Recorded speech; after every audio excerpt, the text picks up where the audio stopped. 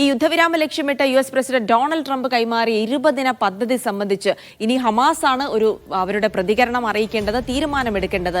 അതുമായി ബന്ധപ്പെട്ട് ഹമാസ് നേതാക്കൾക്കിടയിൽ ഇപ്പോഴും ചർച്ച തുടർന്നുകൊണ്ടിരിക്കുകയാണ്. 3-4 നാളുകൾക്കകം അനുകൂല തീരുമാനമുണ്ടായില്ലെങ്കിൽ ഗസയിൽ ഇസ്രായേൽ ആക്രമണം ശക്തമാക്കുമെന്നാണ് ഇപ്പോൾ ട്രംപ് ഹമാസിന് തന്നെ മുന്നറിയിപ്പ് നൽകിയിട്ടുള്ളത്.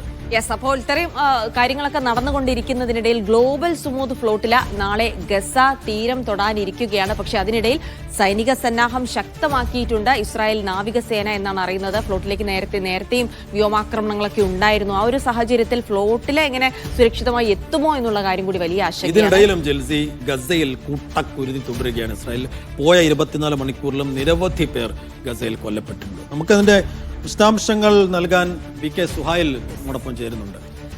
Suhail, good morning.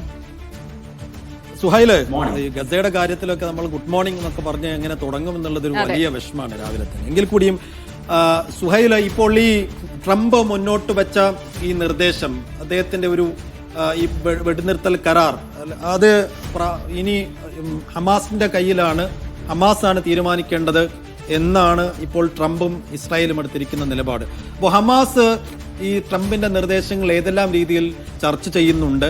ഇതുപോലെ ഈ ബന്ദികളെ പൂർണ്ണമായും വിട്ടുകൊടുത്തുകൊണ്ടുള്ള ഈ നിർദ്ദേശം പൂർണ്ണമായും ഹമാസ് അംഗീകരിക്കും എന്ന് തന്നെയാണ് മനസ്സിലാക്കാൻ കഴിയുന്നത്. അവ ഈ ഹമാസ് വൃത്തങ്ങളിൽ എന്തെങ്കിലും വിവരങ്ങൾ നമുക്ക് ഈ ഘട്ടത്തിൽ ലഭ്യമാകുന്നുണ്ടോ? സൈഫുദ്ദീൻ ജിൽസി, ഇന്നലെ ആണ് ഈ ഒരു ട്രംപിന്റെ പ്ലാൻ വിശദമായി പഠിക്കുന്നു എന്ന് ഹമാസ് വ്യക്തമാക്കിയത്. അതിനെ തുടർന്ന് തന്നെ ഖത്തറിന്റെ ഭാഗത്ത് നിന്ന് ഇപ്പോൾ ഒരു പ്രതികരണം വന്നിട്ടുണ്ട്. ഖത്തർ പ്രധാനമന്ത്രി അടക്കം ഇക്കാര്യത്തിൽ പ്രതികരിച്ചിട്ടുണ്ട്. ഖത്തർ പറയുന്നത് വിശദമായി തന്നെ ഹമാസിന്റെ പ്രതിനിധികളുമായി ഇക്കാര്യം സംസാരിച്ചു എന്നുള്ളതാണ്. പലതരത്തിലുള്ള വിയോജിപ്പുകളും ഹമാസ് വ്യക്തമാക്കുന്നുണ്ട്. അതേപോലെ തന്നെ ഖത്തറിനും സുഹൈൽ, മടങ്ങിയെത്താം. ശബ്ദം കൃത്യമായി കേൾക്കാൻ കഴിയുന്നില്ല. അപ്പൊ സൈഫ്, ഇതാണ് ഹമാസിനെ സംബന്ധിച്ചിടത്തോളം ഇതുമായി ബന്ധപ്പെട്ടൊരു തീരുമാനം എടുക്കണം. അത് അംഗീകരിച്ചില്ലെങ്കിൽ ലോകത്തിന് മുന്നിൽ ഹമാസ് കുറ്റക്കാരനാകുന്ന ഒരു അവസ്ഥയിലേക്ക് വരുന്നു എന്നുള്ളതാണ്. കാരണം ആ രീതിയിലാണ് ട്രംപും ഇസ്രായേലും ചേർന്ന് ആ പദ്ധതി ഉണ്ടാക്കിയിരിക്കുന്നത്. മാത്രമല്ല, ഒരു സമാധാനം ഉണ്ടാക്കുക എന്ന ലക്ഷ്യത്തോടെ UN അതിനെ പിന്തുണയ്ക്കുന്നുണ്ട് എന്നുള്ളതാണ്. മാത്രമല്ല, ഇതിപ്പോ ട്രംപും ഇസ്രായേലും ഇപ്പോൾ എടുത്തിരിക്കുന്ന ഒരു സ്റ്റാൻഡ് എന്നറിയോ, ഇനിയിപ്പോൾ ഗസയിൽ സമാധാനം പുലരണമോ വേണ്ടയോ എന്ന കാര്യത്തിൽ പൂർണ്ണമായ ഉത്തരവാദിത്തം ഹമാസിനാണ് എന്നുള്ളൊരു നിലയിലേക്ക് കാര്യങ്ങൾ മാറി. അപ്പോൾ ഈ ട്രംപിന്റെ ഈ പ്ലാൻ, മുന്നോട്ട് വെച്ച ഈ പ്ലാൻ ഹമാസ് എങ്ങനെ അംഗീകരിക്കും എന്നുള്ളതാണ് ഏറ്റവും പ്രധാനപ്പെട്ട പ്രശ്നം. മുൻപാണെങ്കിൽ ഒരു പക്ഷേ ഹമാസ് അംഗീകരിക്കാൻ തീരെ സാധ്യതയില്ലായിരുന്നു. പക്ഷേ ഇപ്പോഴത്തെ ഘട്ടത്തിൽ ആ ജനത അത്രയേറെ അനുഭവിച്ചുകൊണ്ടിരിക്കുന്ന ഒരു ഘട്ടത്തിൽ കയ്യിലുള്ള മുഴുവൻ ബന്ദികളെയും വിട്ടുകൊടുത്താണെങ്കിലും, എന്തൊക്കെ വിട്ടുവീഴ്ച ചെയ്തിട്ടാണെങ്കിലും ഒരു പക്ഷേ ഹമാസ് ഈ പ്ലാനുമായി മുന്നോട്ട് പോകാനുള്ള സാധ്യത തന്നെയാണ് കാണുന്നത്. അത്രയേറെ ഒരു അന്താരാഷ്ട്ര തലത്തിൽ സമ്മർദ്ദം, എനിക്ക് തോന്നുന്നു അറബ് രാജ്യങ്ങളെ പോലും ഇക്കാര്യത്തിൽ കുറച്ചുകൂടി അടുപ്പിച്ച് നിർത്തുന്നുണ്ട് അമേരിക്ക എന്നുള്ളതാണ്. അപ്പോൾ അതിനുള്ള തന്ത്രങ്ങളൊക്കെ നമ്മൾ കണ്ടതാണ്. ഇന്നലെയൊക്കെ വൈറ്റ് ഹൗസിൽ ഇരുന്നു കൊണ്ട് ഖത്തർ പ്രധാനമന്ത്രി വിളിക്കുകയും ഈ ആക്രമണം ഖേദകരമാണ്, ഇനി അങ്ങനെ ഉണ്ടാവില്ല എന്ന് ഉറപ്പൊക്കെ നൽകിക്കൊണ്ട് അവരുടെ ഒരു പിന്തുണ കൂടിയാക്കി. അങ്ങനെ രാജ്യാന്തര തലത്തിൽ തന്നെ ഹമാസിനെ സമ്മർദ്ദത്തിലാക്കാനുള്ള ഒരു ശ്രമം കൂടി കൃത്യമായി നടക്കുന്നുണ്ട്. അപ്പോൾ ഒരു രാഷ്ട്രീയ അടിയറവാണ് എന്ന് ഹമാസിന് അറിയാമെങ്കിലും അതിന് അംഗീകരിക്കുകയല്ലാതെ മറ്റു വഴിയുണ്ടോ എന്നൊരു ചോദ്യം. രണ്ട് കാര്യങ്ങൾ ഇവിടെ ഇപ്പോഴും ആശങ്കയായി ബാക്കി നിൽപ്പുണ്ട്. ഒന്ന്, ഹമാസ് ഇതിന് തയ്യാറായില്ലെങ്കിൽ എന്തായിരിക്കും ഇനിയുള്ള അവസ്ഥ? ഇപ്പോൾ വിനാശകരമായ യുദ്ധമായിരിക്കും ഇനി ഉണ്ടാകാൻ പോവുക. അത് ഹമാസ് അംഗീകരിച്ചില്ലെങ്കിൽ എന്ന് ട്രംപ് പറയുന്നുണ്ട്. ഇങ്ങനെ ഹമാസ് അംഗീകരിച്ചില്ലെങ്കിൽ എന്താ?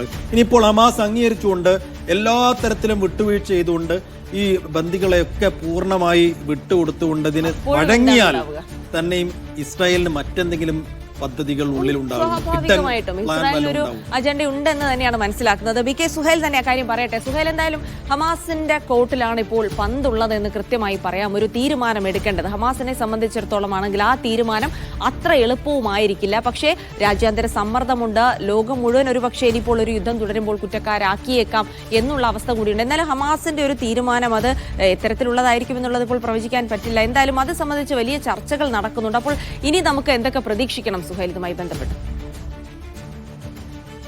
ഹമാസിന്റെ പ്രതികരണം അടുത്ത ദിവസങ്ങളിൽ തന്നെ വരും എന്നാണ് നമ്മൾ പ്രതീക്ഷിക്കുന്നത്. ആ പ്രതികരണം ഇങ്ങനെയാകും എന്നാണ് ഏറെക്കുറെ രാഷ്ട്രീയ നിരീക്ഷകരെല്ലാം കാണുന്നത്. ഈ 20-ദിന നിർദ്ദേശങ്ങൾ പൂർണ്ണമായും അംഗീകരിക്കില്ല. പകരമായി ചില ബദൽ നിർദ്ദേശങ്ങൾ ഹമാസ് അറിയിക്കാനാണ് സാധ്യത. കാരണം ഇവിടെ ഒരിക്കലും ഈ 20-ദിന നിർദ്ദേശങ്ങളിൽ പൂർണ്ണമായിട്ടുള്ളൊരു വ്യക്തത ഇല്ല എന്നുള്ളതാണ്. എന്ന് മാത്രമല്ല പലതും ഹമാസിന് അംഗീകരിക്കാൻ സാധിക്കാത്തതാണ്. അതിലേറ്റവും പ്രധാനം ഇസ്രായേൽ സേനയുടെ ഗസയിലുള്ള നിലനിൽക്കുക എന്നുള്ളതാണ്. ഇനിയും ഏറെക്കാലം ഗസയിൽ ഇസ്രായേൽ സേനയ്ക്ക് നിലനിൽക്കാൻ കഴിയാവുന്ന തരത്തിലുള്ള ഒരു രൂപത്തിലേക്കാണ് ഈ ട്രംപിന്റെ പദ്ധതി മുന്നോട്ട് വെച്ചിട്ടുള്ളത്. അതേപോലെ തന്നെ രണ്ടാമത്തെ ഒരു പ്രശ്നം എന്ന് പറയുന്നത് അവിടെ ആര് ഭരിക്കണം എന്നുള്ളതാണ്. ഇസ്രായേലിന്റെ സൈനിക സാന്നിധ്യത്തിൽ പോലെ തന്നെ വളരെ പ്രധാനമാണ് പലസ്തീനുകളുടെ പങ്കാളിത്തമില്ലാത്ത ഒരു ഭരണം ഗസയിൽ ഉണ്ടാക്കുക എന്ന ട്രംപിന്റെയും ഇസ്രായേലിന്റെയും പ്ലാൻ. ആ രണ്ട് പദ്ധതിയുമാണ് ഇസ്രായേലിന്റെ പദ്ധതിയായി തന്നെ ഹമാസ് കാണുന്നത്. അതുകൊണ്ട് തന്നെ അതിനെ സ്വാഭാവികമായും ഹമാസ് എതിർക്കും. ഇപ്പോൾ ഖത്തറും ഏകദേശം അതേ ഒരു നിലപാടിലേക്ക് തന്നെ വന്നിട്ടുണ്ട്. ഇക്കാര്യത്തിൽ കുറേയേറെ ക്ലാരിഫിക്കേഷൻ, വ്യക്തത ആവശ്യമാണ്. 20 പദ്ധതികളിൽ പലതും പ്രഖ്യാപനങ്ങൾ മാത്രമാണ്. അതിലൊരു വ്യക്തത വേണം എന്ന് ഖത്തറും ഇപ്പോൾ അറിയിച്ചിട്ടുണ്ട്. ഏതായിരുന്നാലും നെതന്യാഹു അംഗീകരിച്ച ഈ പദ്ധതി എന്ന അർത്ഥത്തിൽ പല ആളുകളും ഇത് യുദ്ധവിരാമത്തിലേക്കുള്ള ഒരു കാര്യമാണ് എന്ന അർത്ഥത്തിൽ സ്വാഗതം ചെയ്യുന്നുണ്ട്. ഇസ്ലാമിക രാജ്യങ്ങൾ, GCC രാഷ്ട്രങ്ങൾ, അതേപോലെ തന്നെ UN എന്നീ സംവിധാനങ്ങളെല്ലാം തന്നെ ഒരു ഭാഗത്ത് അതിനെ സ്വാഗതം ചെയ്യുന്നുണ്ട്. പക്ഷേ മറുഭാഗത്ത് ഹമാസിനെ സംബന്ധിച്ചിടത്തോളം കയ്യിലുള്ള ബന്ദികളെ വിട്ടു നൽകിയാൽ 72 മണിക്കൂറിനകം ബന്ദിമോചനം വേണം എന്നാണ്. അത് എല്ലാ ബന്ദികളെയും വിട്ടു നൽകണം എന്നൊക്കെയാണ് ഇസ്രായേലും അമേരിക്കയും പറയുന്നത്. അതിനൊരിക്കലും ഹമാസ് തയ്യാറാവില്ല എന്ന് തന്നെയാണ് നമുക്ക് മനസ്സിലാക്കാൻ സാധിക്കുക. കാരണം ഹമാസിന്റെ കയ്യിലുള്ള ഏറ്റവും പ്രധാനപ്പെട്ട ആയുധം എന്ന് പറയുന്നത് ഈ ജീവനോടെ ഇരിക്കുന്ന ബന്ദികൾ തന്നെയാണ്. അതുകൊണ്ട് ബന്ദികൾ പൂർണ്ണമായും 72 മണിക്കൂറിനുള്ളിൽ വിട്ടു നൽകുമ്പോൾ അതിന് പകരമായി ഇസ്രായേൽ എന്ത് നൽകും എന്ന ചോദ്യം സ്വാഭാവികമായും ഉയർന്നു വരും. ആ ചോദ്യത്തിന് ഉത്തരം നൽകാതെ ഹമാസ് അതിന് തയ്യാറായേക്കില്ല. എന്ന് മാത്രമല്ല ഏറ്റവും പ്രധാനം ഫലസ്തീൻ രാഷ്ട്രം എന്നുള്ളത് തന്നെയാണ്. ഖുദ്സ് ആസ്ഥാനമായി, ജെറുസലേം ആസ്ഥാനമായി ഒരു സ്വതന്ത്ര ഫലസ്തീൻ രാഷ്ട്രത്തെക്കുറിച്ചുള്ള പ്രഖ്യാപനമില്ലാതെ ഒരിക്കലും നിരായുധീകരിക്കപ്പെടാൻ ഹമാസ് പോകുന്നില്ല എന്നുള്ളതാണ് ഏറ്റവും പ്രധാനം. മറ്റൊന്ന്, ഫലസ്തീനിലെ മറ്റു സംഘടനകൾ എന്തു പറയുന്നു എന്നുള്ളതാണ്. ഫത്തഹിനുള്ളിലും പ്രത്യേകിച്ചും ഫലസ്തീൻ അതോറിറ്റിയുമായി ബന്ധപ്പെട്ട് പ്രവർത്തിക്കുന്ന രാഷ്ട്രീയ പാർട്ടിയായ ഫത്തഹിനുള്ളിലും എല്ലാം ഇക്കാര്യത്തിൽ ഭിന്നത ഉടലെടുത്തിട്ടുണ്ട്. ഇതിനെ ഒരു വിഭാഗം ആളുകൾ സ്വാഗതം ചെയ്യുമ്പോൾ മറുവിഭാഗം ആളുകൾ ഇത് വഞ്ചനയാണ് എന്ന് പറയുന്നു. ഒരു വർഷത്തിനുള്ളിൽ ഫലസ്തീനുള്ളിൽ ആകെ ഒരു ഇലക്ഷൻ നടത്താനുള്ള പദ്ധതികളെല്ലാം തന്നെ മഹ്മൂദ് അബ്ബാസ്, നിലവിലെ പ്രസിഡന്റ്, എല്ലാം പ്രഖ്യാപിക്കുമ്പോഴും മറുഭാഗത്ത് ഈ പദ്ധതി അംഗീകരിക്കരുത്, സ്വതന്ത്ര ഫലസ്തീൻ രാഷ്ട്രത്തെ അംഗീകരിക്കാതെ ഇത്തരമൊരു നിലപാടിലേക്ക് പോകരുത് എന്ന കൃത്യമായിട്ടുള്ള നിലപാടെടുക്കുന്ന ആളുകളും ഫത്തഹ് ഗ്രൂപ്പിനുള്ളിൽ ഉണ്ട്.